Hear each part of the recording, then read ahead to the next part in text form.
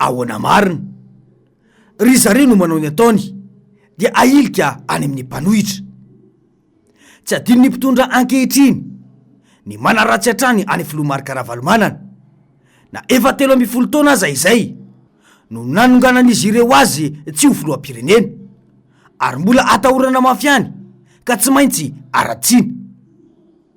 isan'ireo lohalarana amin'izany ny ministry ny serasera ankehitriny izay namerimberina ny farany herinandro teo fa mpanao ampihimamba tsy iova intsony efa tokony isotro ronono ny filomarikaravalmanana efa hita ny fetrany ka nila zany mihitsy fa manina no tsy nampiarina nandritra ny 7 taona ilay vaolana no resaina dia mipetraka ilay fanontaniana hoe fangamo misy fisotron-dronono indray ny fotoana anaovana politika mody adala ve ilay ministra sa voantsirony seza sy ny fananan-karena tampoka ka manadiny fa nahongan'izy ireo ny filomarikaravalmanana tamin'izany fotoana nahongana ny filomarikaravalmanana fa manao ahoana ny farim-piainan'ny malagasy tamin'ny fotoan'androny sy ny ankehitriny atraiza no profila zany io ministra io fa miadana kokoa ny vahoaka malagasy ankehitriny noho ny tamin'ny fitondrany filomarikaravalmanana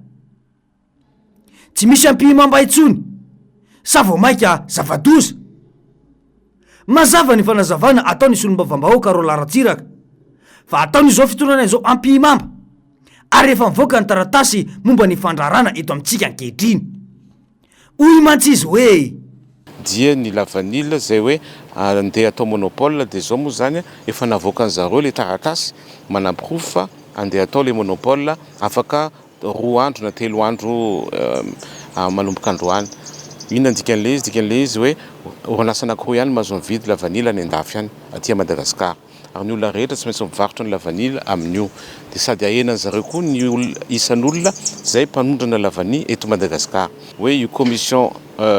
conseil national de lavani io zay tsy eken'ny olona rehetra anatin'ny lavanila dia manaonao foana ary tsy izy zany fa Andriamatoa Mamiraavatomanga ny tena mpandrindra ary ho tompony ihany koa ny entana io rehefa tonga ny velany zay ny nataony amin'ny letria dia zay koa mba tadiavina atao andrahoany amin'ny lavanila dia zay mahatonga anako mijoro satria maro amin'ireo orinasa ireo anaovana contrôle fiscal menacena hoe tsy mahazo agrément raha tsy mividy 75 000 nefa le olona tsy mahasa mividy na dia zareo anatin'le conseil national io ary tsy mahasa mividy mazava amintsika rehetra angamba izay fanazavana natao teo izay dia mipetraka ny fanontaniana hoe fa rehefa ministra ve izany dia afaka miteniteny sy mamafilainga eto amin'ny firenena fa rehefa vahoaka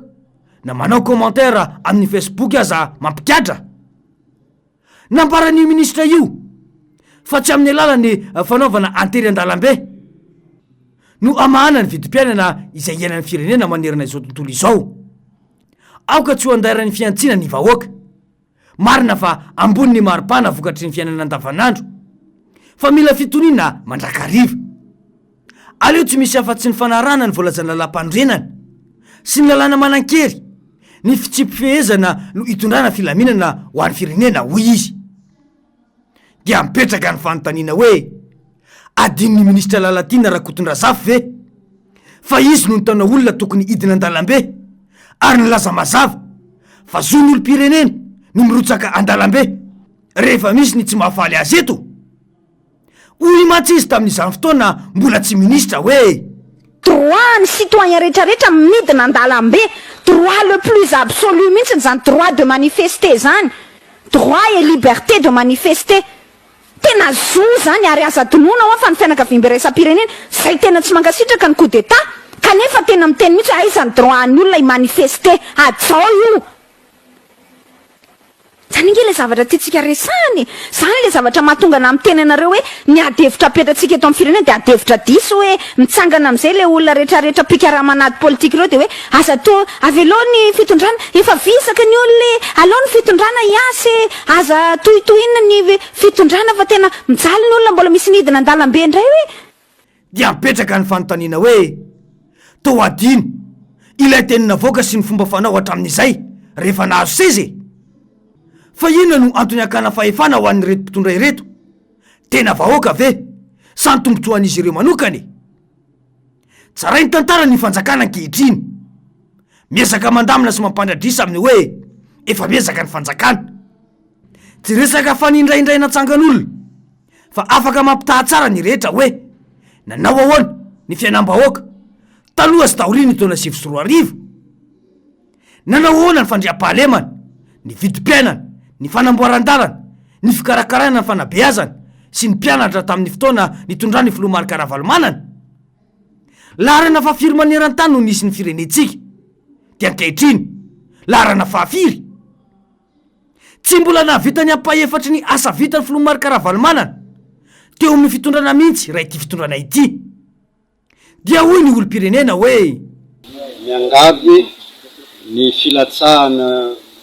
Andriamatoa Filomary Karavalomanana ho filoham-pirenena satria manimanina ny asa tsara rehetra na teo amin'ny sehitry ny fampianarana, na teo amin'ny sehitry ny ambanivohitra tahaka ny PSDR, na teo amin'ny sehitra ny fikarakarana ny logements sociaux ho an'ny valala tsy mandady arona, zavatra tsara daholo rehetrarehetra regny ka dia miangavy izay ny filatsahana amin'ny fifidianana manaraka. Izay no fitarainam-bahoaka ankehitriny.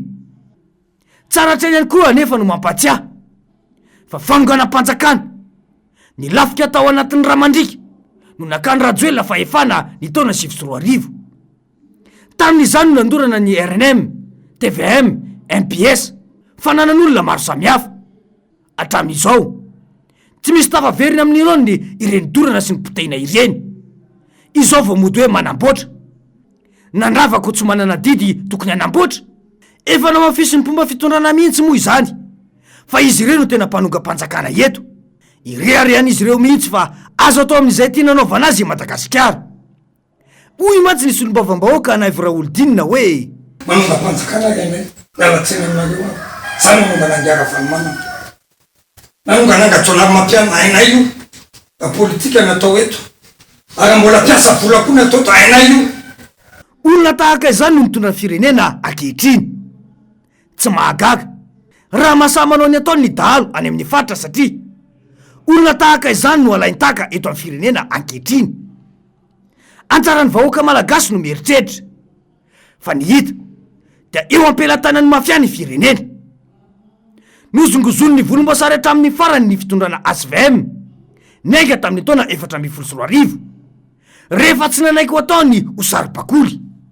Ary ny afara tamin'ny fiaraha-mitantana ny taona 2024 lasa mpanomelesona amin'ny resaka fanajana lalam-panorenana ny fanjakana rajoelina ankehitriny rehefa niozongozona noho ny tsy fahombiazana. Izy ireo no nanozongozona ny fitondrana Mary Karavalomanana. Izy ireo no mbola nanozongozona ny fitondrana Erajonary Mampianina. Ary izao milaza fa tokony hatsaina ny lalam-panorenana.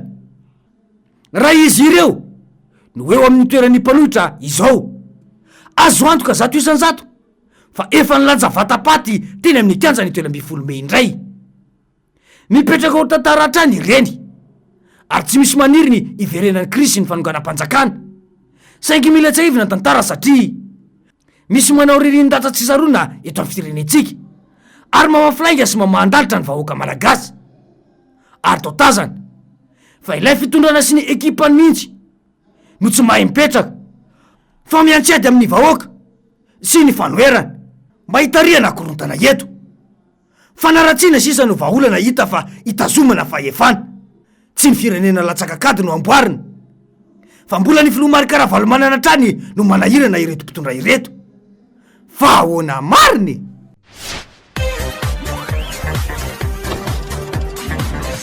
Ahoana mariny?